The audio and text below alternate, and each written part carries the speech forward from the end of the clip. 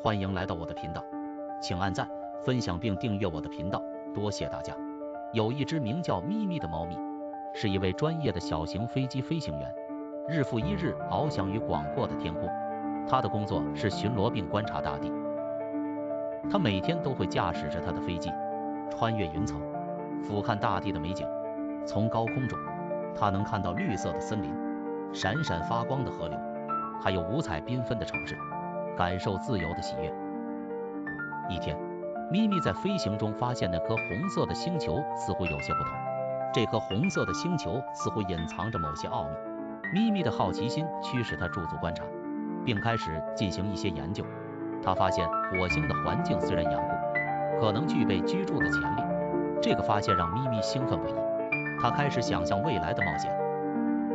兴奋的咪咪决定回到基地，向他的猫咪朋友们分享这一发现。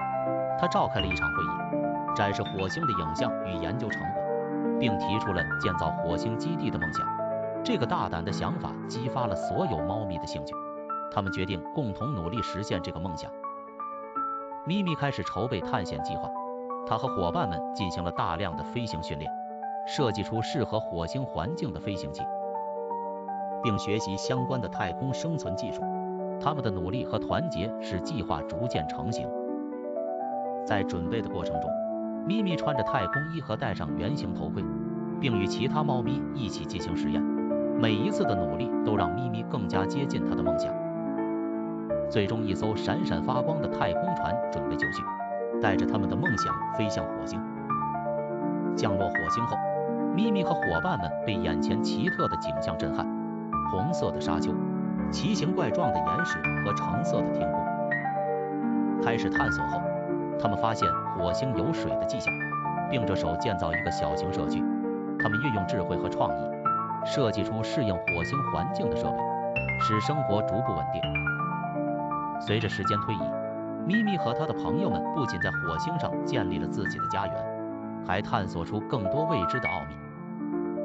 他们的冒险证明，梦想无论多么遥远，只要勇敢追求并努力实现，就一定能开创属于自己的传奇。咪咪的故事提醒我们，冒险的旅程虽充满挑战，但每一步都是走向梦想的重要阶梯。而这段火星之旅，不仅实现了猫咪们的梦想，也在陌生的星球上开启了全新的篇章。多谢观看，记得要按赞、分享并订阅我的频道，谢谢大家。